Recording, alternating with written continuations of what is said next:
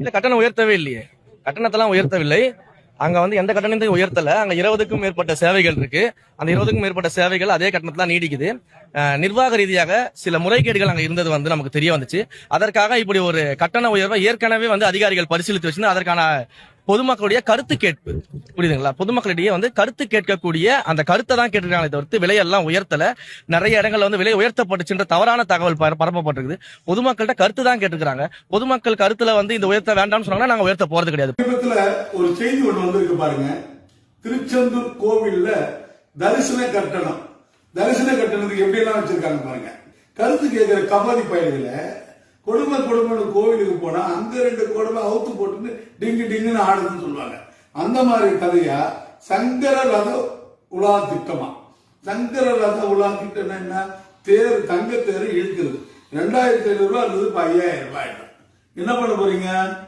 விளக்கம் சொல்லுங்க. மக்கள் அங்க வந்தா இந்த மாதிரியா பண்ணுவேன்? நிரந்தர வைப்பு நிதி 50,000 இருந்தது, இப்போ 1 லட்சமா மாத்திடுறாங்க. சண்முக அர்ச்சனைக்கு 5000 ரூபாய் இருந்தது, 30,000 ரூபாய். என்ன காரணம்? என்ன சொல்லுங்க. 5000 ரூபாய் இருந்த சண்முக அர்ச்சனைக்கு 30,000 ரூபாய் கேட்கிறேன். என்ன நியாயம் இருக்கு? தர்மம் இருக்கு? ஆன்மீக பக்தர்களை பார்த்தா உனக்கு என்ன தெரியுது? மூலவர் அபிஷேகத்துக்கு 1000 ரூபாவா, 10,000 ரூபாவா? எல்லாம் பகல் கொள்ளையா இருக்குது. அங்கங்க வீட்டை பூட்டிட்டு போனா பின்பக்கம் கதவை பூட்டி பீரவை திருடிட்டு போவானுங்க புள்ளிங்க. அந்த மாதிரி புள்ளிங்க திருடு மாதிரி நீ 1500 ரூபாய் இருந்த மூலவர் அபிஷேகத்தை 10,000 ரூபாய் சொல்றீடா. இந்த கொடுமை எங்கடா போய் அடிச்சுக்கும்? இந்த சாப்பிடமா உனக்கு எங்கடா போகும்? சாதாரண நாளுக்கு 500 ரூபாவா, இப்போ 2500 ரூபாவா?